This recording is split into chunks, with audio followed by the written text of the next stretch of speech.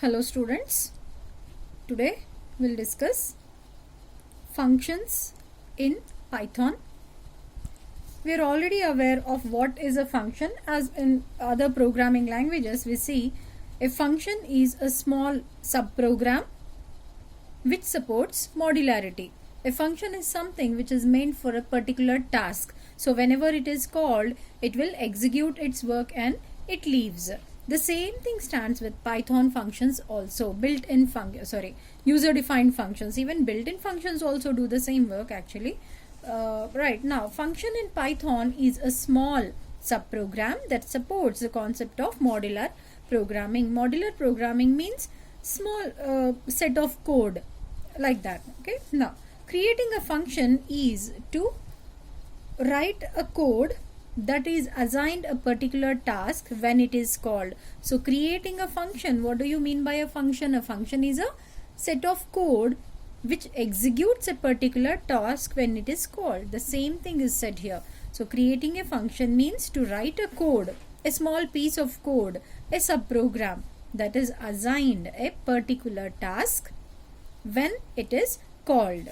Right? Now, we have the concept of built-in functions, isn't it?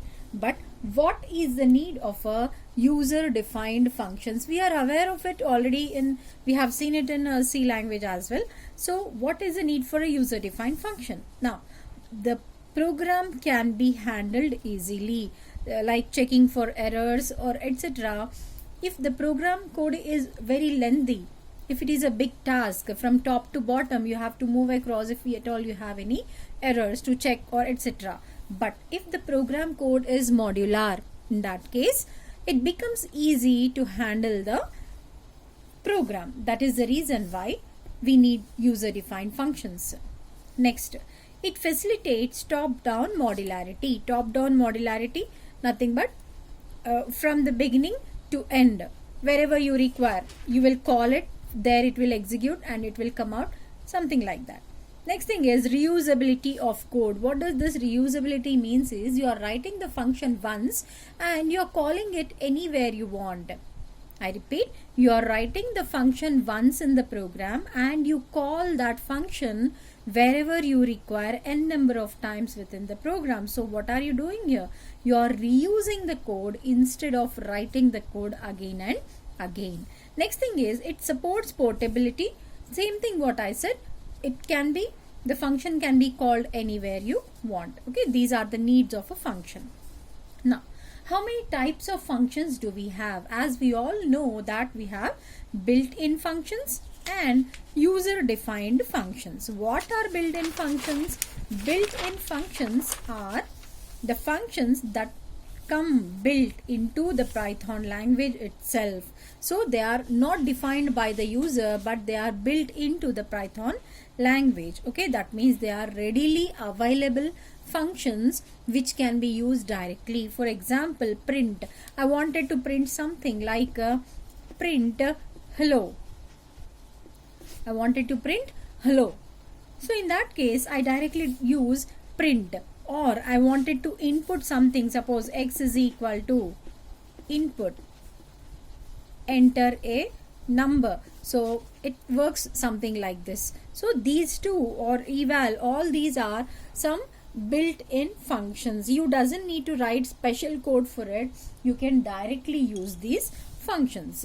Coming to user-defined functions, these are the functions which are defined by the user, which are meant for a particular task depending on the user's requirement. Now, they are defined by the user while writing the program. The programmer is going to define these functions, is going to write code for what these program code is going to do. Now, Python language allows programmers to define their own functions according to their requirement. The same thing what we have discussed. Now, how do we define a function? Suppose in C language, how do we define? We'll write the return type followed by name of the function, then list of arguments if any, then body of the function. In the same way, any programming language has its own syntaxes. The meaning of the function remain the same, but the syntaxes are different. Okay, now coming to Python. In Python, we use a keyword called def to define a function. Now, to define a function in Python, the keyword def is used, followed by the name of the function. So the syntax goes something like this. Def is the keyword which is used to define a function, followed by name of the function, then parameter list, followed by statements and return value if any, right? We'll see it with an example. Suppose I'm going to write a function. The name of the function is disp. This line is function defining with no parameters here. I did not mention any parameters. So def, the keyword which is used to define a function, followed by disp, right? Then what is this disp doing? It is going to display hello and it is going to display world, right? So this one is the function body. Function name, keyword used to define a function, function body. Now this one is a function call. This is a function call. And when I call this function, what happens? The control will go here.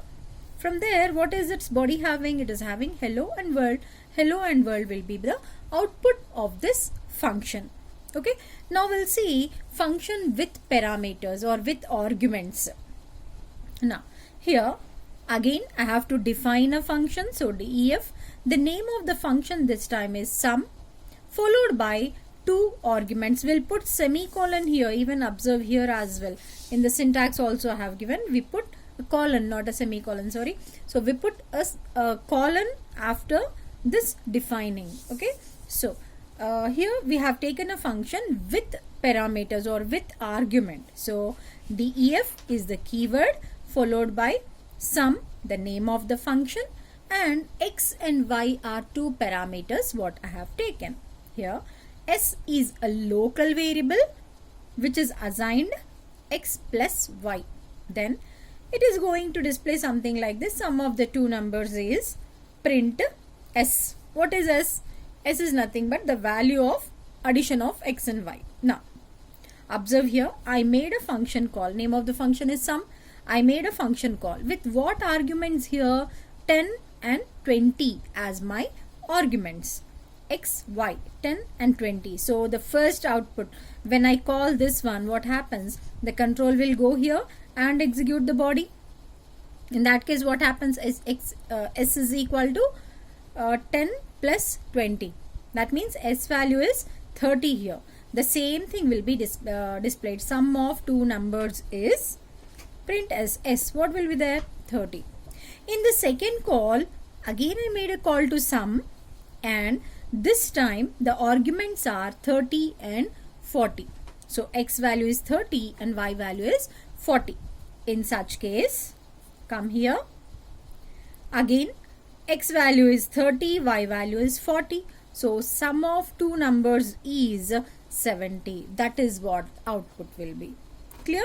So this is about, this is a function with no arguments, and this one is function with argument. Okay. These functions also will return some value. That means functions also will have return value. How do we do that? How do we return value? Now, Python has an ability to return multiple values. As we have seen in C or C++, function will return generally one single value, return something within that brackets or something like that. But in Python, you can return multiple values as well. Okay, how do we do that? See, here the name of the function is square. What are the arguments it is taking? X, y and z. Def square x, y and z. Okay, then observe here, return, it is returning now. What is it returning? Observe here, x into x, y into y, z into z. If you observe, you might have noticed that the return is not only returning a value, but it is also returning an expression, the value of an expression. Okay, it is not simply giving you x value, but it is calculating something and it is giving you output in some other way. So when I call this square function, what should happen? this thing should happen. Okay, now t is equal to square 2 comma 3 comma 4. What did I do here? I made a function call with what parameters or arguments? 2, 3 and 4. With 2, 3 and 4. So the value of x is 2, y is 3 and z is 4. Right? Then observe this line. Print result r. So results are done. For I in t, here if you observe, it is an array of elements are there. So for I in what? In t, it is just like a loop, isn't it? So for I in t, what should it do? It has to print I. Whatever value of I is there, it has to print. So for square, what happens? The function call goes here. For I in t, so first element 2 into 2, that is 4. Second element is 3 into 3, that is 9. Third element is 4 into 4, that is 16. Okay, so this is how functions can also return a single value or a multiple value, or in Python it also have a capability of displaying expression, value of expression as well. Okay, thank you, hope you understood.